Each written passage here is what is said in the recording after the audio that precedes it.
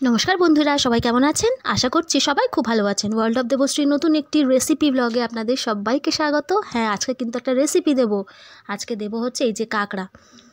এটা সমুদ্র কাঁকড়া, কিন্তু যেটা নর্মাল কাঁকড়া খায় সেটা কিন্তু না, ওই যে যেটা নদী এতে পাওয়া যায় আর কি, সেই কাঁকড়াটা, মানে হচ্ছে নোনা যেটা আর কি।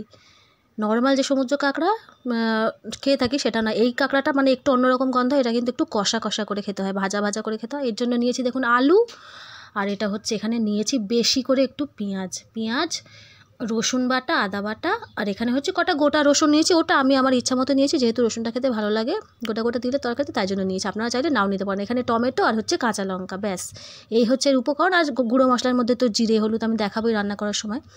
এই যে কাঁকড়াগুলোকে কিন্তু ভালো করে পরিষ্কার করে, এটা কিন্তু আমি কাটতে পারি না, মা কেটে দিয়েছে। কাঁকড়া মাছ চিংড়ি আমি একদমই কাটতে পারি না, মা পরিষ্কার করে সুন্দর করে কেটে ধুয়ে দিয়েছে। আর আমি খালি কিন্তু এখানে রান্নাটা করে দেখাচ্ছি কিভাবে এই রান্নাটা আমি করি। এটা কিন্তু বেসিক্যালি এমনিতে সবসময় করি আমি হচ্ছে কষা কষা রান্না, কিন্তু আজকে একটু ঝোল টাইপের রান্নাটা করব। কিন্তু ঝোলও কিন্তু দারুণ হয়েছিল খেতে এই রান্নাটা। এই যে ভালো করে কিন্তু আগে কাঁকড়াগুলোকে ভেজে নিতে হবে শুধু তেলের মধ্যে, মানে এটা সর্ষের তেলে আমি করছি, একটু বেশি করে তেল দিয়েছি, দিয়ে কিন্তু পুরো কাঁকড়াটাকে একদম খুব ভালো করে প্রায় 8 থেকে 10 মিনিটের মতো সময় দিয়ে একটু মানে গ্যাসের ফ্লেমটা মিডিয়াম করে আমি ভালো মতো করে ভেজে নেবো। এখানে দিয়ে দিলাম আলু, কেননা এই কাঁকড়াটা কিন্তু ভালো করে ভেজে না নিলে একটু গন্ধ লাগবে, ওই জন্য ভালো করে ভেজে নিতে হবে, কেননা এটা ওই কাঁকড়ার মতো না, এটা অন্যরকম কাঁকড়া। এই যে ওই কাঁকড়ার মানে ওই তেলের মধ্যেই কিন্তু আমি আলুটাকে ভাজছি, ভালো করে ভেজে নেবো। এটা শুধুও করতে পারেন, শুধু কষা কষাও করতে পারেন, আবার আলুও দিতে পারেন। আমি কিন্তু এখানে আলু দিয়েই করছি, যেহেতু বাচ্চারা খাবে, তো আমি ওই জন্য আজকে কষা করিনি, বাচ্চারা খাবে বলেই বিশেষ করে আমি আজকে আরও ঝোল ঝোল রান্না করেছি।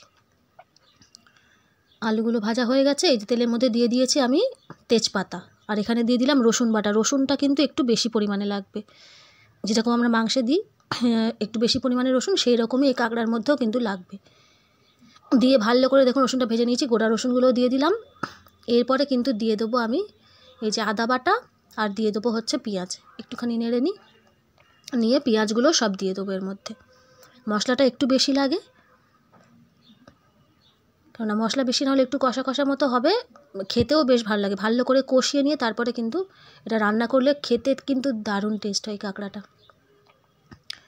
নর্মাল এমনি কাঁকড়ার থেকে কিন্তু বেশ ভালো টেস্ট আসে। ওটা যেরকম এমনি সিম্পল অল্প মশলা দিয়ে আলু দিয়ে ঝোল করলে ভালো লাগে, এটা কিন্তু এইরকমভাবে একটু কষিয়ে রান্না করতে হয়, তবে কিন্তু টেস্ট আসে রান্না। এই যে পেঁয়াজটাও দিয়ে ভালো করে একটু ভেজে নেবো মশলাগুলো। এই যে তারপরে দিয়ে দেবো কাঁচা লঙ্কা আর টমেটো। কাঁচা লঙ্কাটা একটু বেশি পরিমাণে দিয়েছি, কারণ লঙ্কাগুলো কিন্তু বেশি ঝাল নেই, আর আমি লঙ্কার গুঁড়ো ইউজ করি না, ওই কারণে আমি কাঁচা লঙ্কাটা একটু বেশি পরিমাণেই দিয়েছি। আমরা আর এটা একটু ঝাল ঝাল হলে বেশ ভালোও লাগে। এই যে মিশিয়ে নিলাম সব।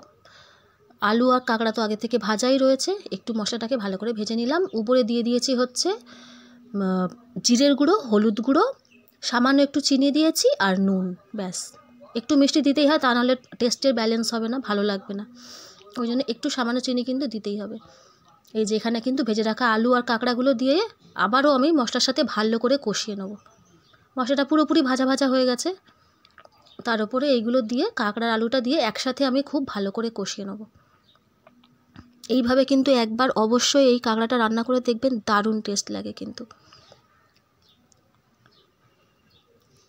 নর্মালি সাধারণত আমরা কাঁকড়ার ঝোল ঝাল খেয়ে থাকি, কিন্তু এই কাঁকড়ার এই রেসিপিটা কিন্তু দারুণ। যদি ঝোল খেতে চান তাহলে একটু বেশি জল দিলেই হবে, যেরকম আমি ঝোল করবো আজকে। তা নাহলে যদি একদম মাখা মাখা কষা কষা খেতে চান তাহলে কিন্তু অল্প ঝোল মানে জল দিলেই চলবে। যেরকম এই যে ওপর থেকে একটু গরম মশলা দিয়ে দিলাম, আমি গরম মশলা দিয়েই কিন্তু আমি ভালো করে কষাবো। সামান্য একটু গরম মশলা দিয়েছি, বেশি দিইনি। দিয়ে ভালো করে কষিয়ে নেবো, যাতে গরম মশলাটা পুরোটার মধ্যে ভালোভাবে ছড়িয়ে যায়। এই যে জল দিয়ে দেবো এবারে, ব্যাস কষানো কিন্তু কমপ্লিট হয়ে গেছে খুব ভালো মতো। এবারে আমি এর মধ্যে হচ্ছে জল দিয়ে দেবো। গলার অবস্থা কিন্তু আমার এখনও খারাপ, অনেক কষ্ট করে মানে ভয়েস দিতে হচ্ছে। এই যে জল দিয়ে দিলাম, ব্যাস ঢাকা দিয়ে দেবো, দিলে আলুগুলো সমস্ত সিদ্ধ হয়ে যাবে। কাঁকড়া তো আগে থেকে ভাজাই রয়েছে, নিলে ব্যাস আমার তরকারি কিন্তু একদমই রেডি হয়ে যাবে। এই যে তরকারি কিন্তু একদম আমার রেডি। আজকের আমার রেসিপি এই যে কাঁকড়ার ঝোল, এটা নর্মাল কাঁকড়া না, অন্য কাঁকড়া। তো আজকের মতো কিন্তু ভিডিওটা এখানেই শেষ করলাম বন্ধুরা। ভালো লাগলে রেসিপিটি অবশ্যই ট্রাই করবেন, আর যদি ভিডিওটি ভালো লেগে থাকে তাহলে আমার চ্যানেলটি সাবস্ক্রাইব করার অনুরোধ রইল। সবাই খুব ভালো থাকবেন, সুস্থ থাকবেন। দেখা হচ্ছে পরের একটি ব্লগে। আজকের মতো এখানেই, নমস্কার।